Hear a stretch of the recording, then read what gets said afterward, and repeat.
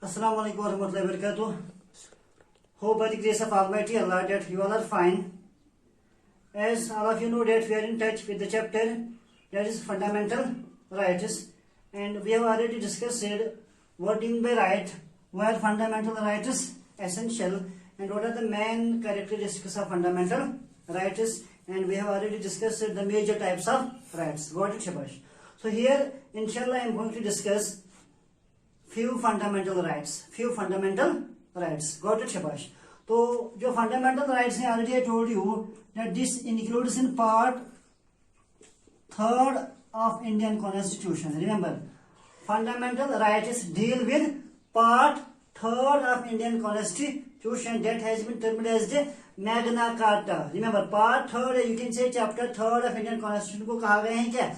Magna Carta of Indian Constitution. You can call it as the founding stone of Indian Constitution. Got it, Shabash? तो यहाँ पे हम इंशाल्लाह पढ़ने जा रहे हैं कि जो फंडामेंटल राइट्स हैं वो कितने हैं, और यहाँ पे हम कुछ डिस्कस करने जा रहे हैं. समझ आया, शाबाश? So remember this very point too. We said that there are as many as 6 fundamental rights. Remember, 6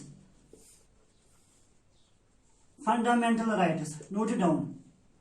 So fundamental rights कितने हैं, शाबाश? There are 6 fundamental rights. Got it, shabash? And remember, these 6 fundamental rights, they deal with articles from 12 to 35. Remember, fundamental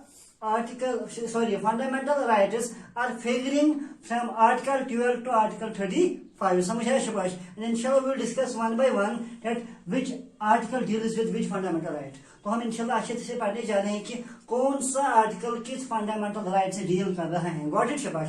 यहाँ पे हम इंशाल्लाह बात करने जा रहे हैं कि जो आर्टिकल 12 है, article 12, remember this very point two, article 12 it deals with definition of state. Note it down. Article 12 किससे डील कर रहे हैं? Definition of state. That what do mean by state. समझ आया, शाबाश? एंड अकॉर्डिंगली अगर हम आर्टिकल 13 की बात करेंगे, so article 13 deals with what, शाबाश? आर्टिकल 13 डील्स विद व्हाट, शाबाश? कोई मुझे कहेगा, शाबाश? आर्टिकल 13 जो है इट डिक्लेयर्स, तो ये डिक्लेयर कर रहा है all laws which are inconsistent. Remember, all laws which are inconsistent with fundamental rights will be declared as void. Have you got the point? Means कि जो laws fundamental rights में mention नहीं है, they can be declared null and void. Note down करना, null and void. So have you got the point, शाबाश? तो बात कहने की ये है कि मैंने बोला जो आर्टिकल 12 है ये डील कर रहे हैं definition of state. At what do mean by state. Accordingly जो आर्टिकल 13 है, शाबाश, आर्टिकल 13 क्या कह रहे हैं? That all laws which are inconsistent, means laws which are not true as far as fundamental rights are concerned, means laws which are not mentioned in the fundamental rights, laws which are not mentioned in the Indian Constitution will be declared as null and void. तो उनको declare किया जाता है null and void. समझ आया? Have you got the point? मैंने क्या बोला? So article 13 simply deals that all laws which are inconsistent with fundamental rights will be declared as void. So remember, अगर आपको ये क्लियर करना है, आर्टिकल 13 ये भी डिक्लेयर करते हैं कि article 13 provides the judicial review, isn't it?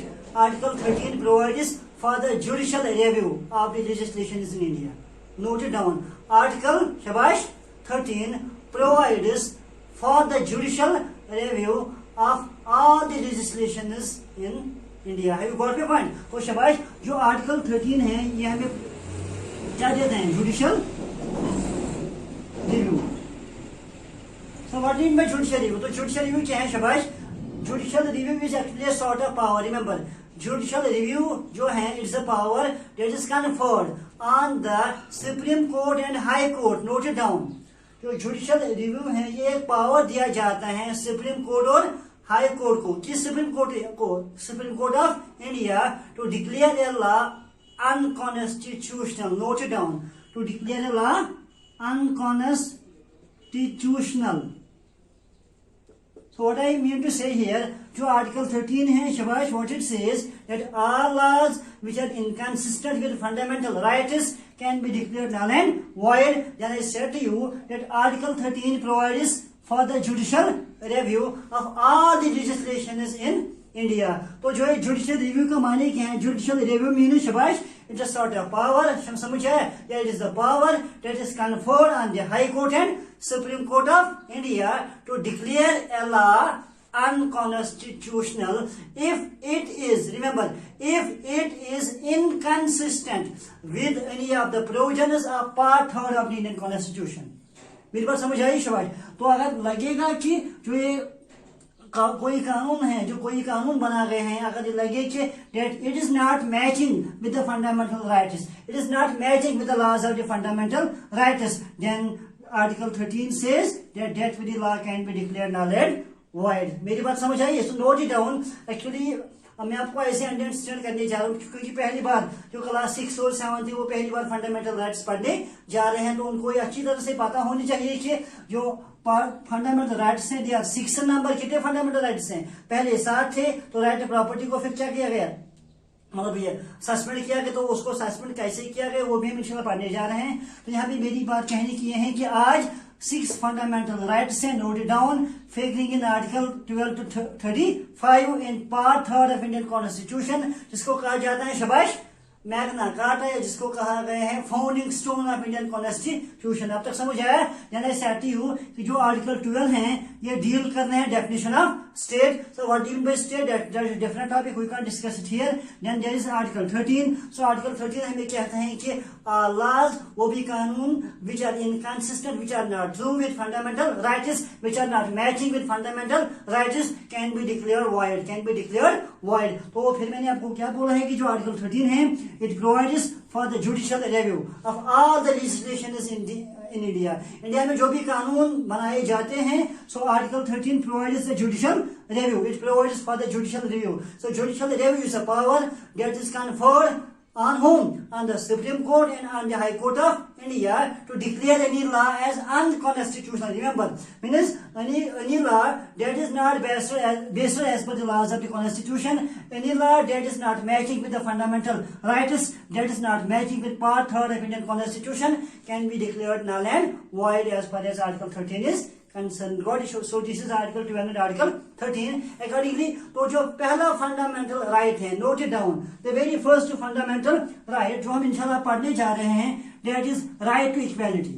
तो Article 12 and Article 13, they have nothing to do with the 6 fundamental rights. तो Article 12 हमें क्या कहना है? शाबाश definition of state. Article 13 हमें शाबाश क्या कहता है कि all laws शाबाश which are inconsistent with fundamental rights can be declared as void. And Article 13 हमें प्रोवाइड करता है क्या? Judicial review. तो जुडिशियल रिव्यू क्या है? ये एक किस्म का पावर है जो सुप्रीम कोर्ट और हाई कोर्ट ऑफ इंडिया को दिया, high court and supreme court of India को दिया जाता है कि any law that is unconstitutional can be declared as void. समझ आया? तो जो पहला फंडामेंटल राइट है that is right to equality. Note it down, right to equality. Right to equality is the first fundamental right. Got it? शाबाश. तो हर कोई ये नोट डाउन करके रखेगा. राइट टू इक्वालिटी क्या है? ये फर्स्ट फंडामेंटल राइट है and it deals with article 14 to 18. शाबाश. Right to equality deals with article 14 to 18. तो जो आर्टिकल 14 है, आर्टिकल 14 हमें क्या कह रहा है? शाबाश. Article 14 says that the state shall not deny, remember, the state shall not deny to any person equality before law.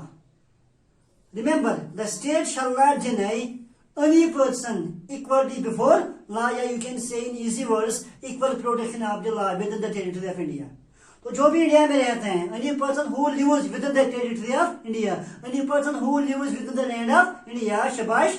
तो the state shall not deny any person equality before law. So you can say in easy words that everybody is equal in front of ला. समझाया? तो जो ये concept है, जो right to equality concept है, note down करके रखो. जो ये कंसेप्ट है शाबाश, it has been borrowed from the British constitution. Right to equality concept को शाबाश ब्रिटिश कॉन्स्टिट्यूशन से लाया गया. British, note it down.